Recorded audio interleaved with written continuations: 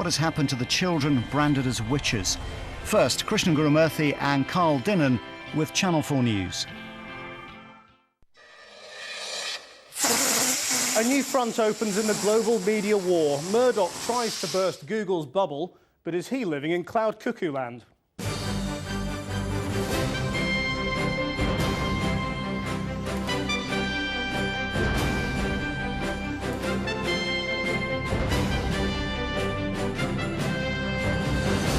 Good evening. It's a battle for the future of your computer.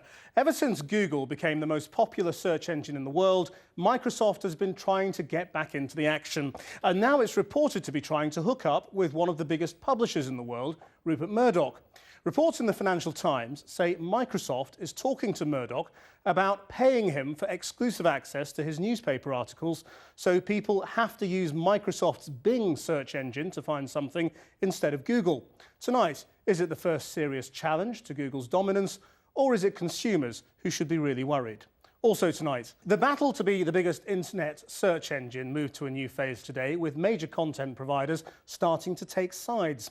Rupert Murdoch's News Corp, one of the biggest publishers of content on the internet, is understood to have started talks about taking its news sites down from the market leader Google, but allowing them to be accessed on Microsoft's search engine Bing.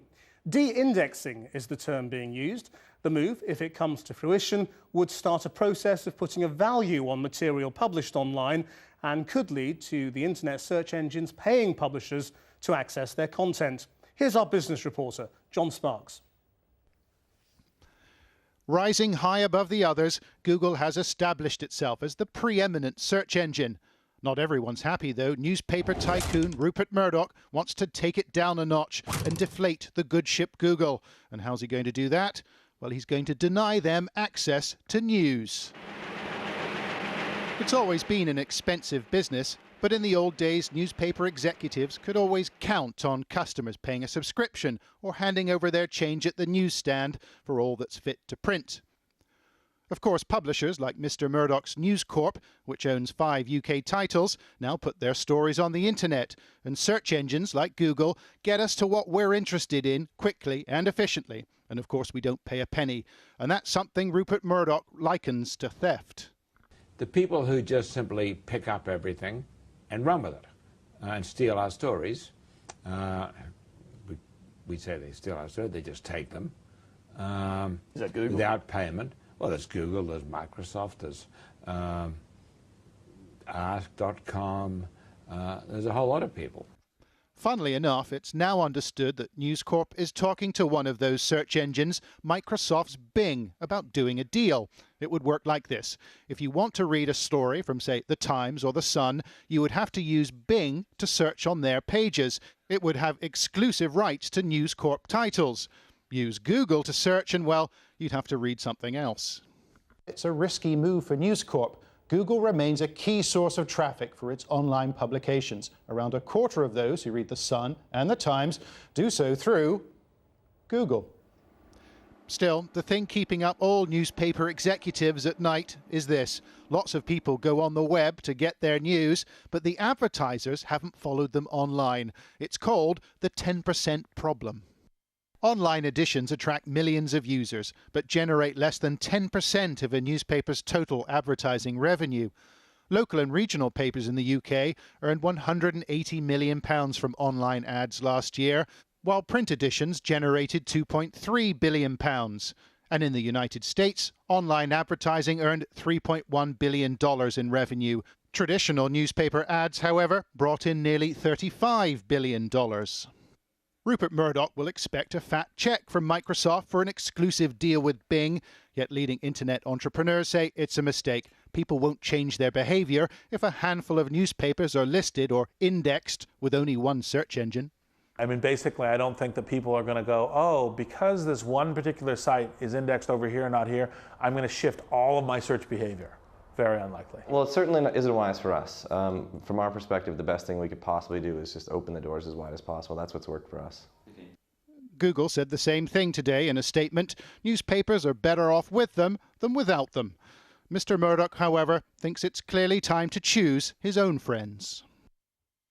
Well, from Cardiff, I'm joined by Robert Andrews, UK editor of the website Paid Content, which examines the digital media business. And here in the studio, Kieran Norris, head of social media at Mindshare, a global networking agency for media companies, of which Rupert Murdoch's News Corp is a customer. Do you think many people would change their behaviour, switch search engine over news? I mean, news is not used to being a great driver of commercial decisions. No, I mean, I think it's very interesting. I'm not sure whether necessarily thousands of people or millions of people will change their behaviour because of one newspaper's actions. But of course, what's interesting for Murdoch is not whether or not enough people change, but whether what Microsoft are willing to pay is enough to make up for the difference that he feels he's currently losing out on, or potentially is making in the advertising revenue at the moment. Because you're going to have to buy everything if you're, if you're Microsoft and you want to buy buy, if you like, a competitive place in search. Well, you're going to have to buy all the content. Well, I mean, Mr. Murdoch himself said last week that if he felt that if Microsoft wanted to do this, they would have to pay for all of it, and it would leave them with no profits. So, Mr. Murdoch, he's a very business-savvy man. He's made more business in his lifetime than I've had hot dinners. So I think if he would have done the numbers, the question is, have the people at Microsoft? Robert Andrews, do you think this makes business sense? I mean, Microsoft buying content to try and force people to use its search engine? It certainly makes business sense for Microsoft's new search engine, Bing. Whether it makes sense for the newspapers who Bing is negotiating with is another question. Google is super dominant in the UK. Something like 9 out of 10 of every web searches are carried out via Google. For Bing, it's only something like 4 in every 100. So the publishers actually need Google, and we think what's happening right now is that the search engines are negotiating with the newspapers to figure out how to value content, and it'll be interesting to see who wins. Because Google point out that they are working with publishers too to find ways of making money from articles, so that everything isn't free in the future. They certainly are. Google makes a big pitch to the newspapers and offers them a lot of advertising services in return for their content. The newspapers are struggling at the moment to make money from those ads, however.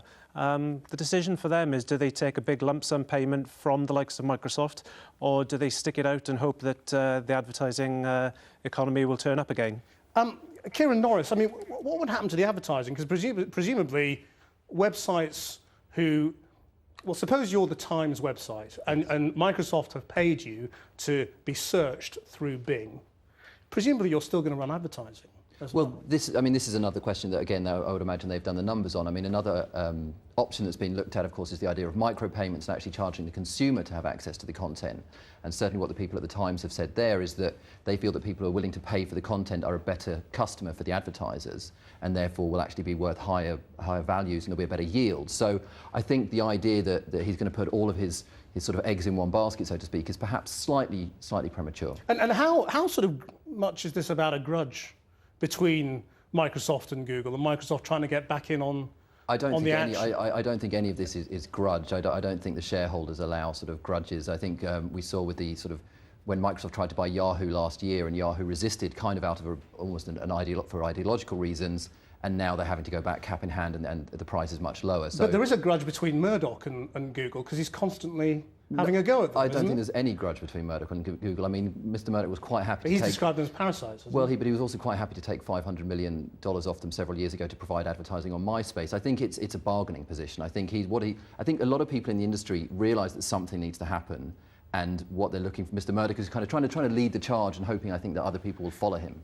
I mean, Robert Andrews, ultimately, is it going to be ordinary web users who lose out? I mean, most people haven't heard of Bing, I would imagine, and if you suddenly stop finding that you've got access to key pieces of information that you used to get, you might not know where to find them.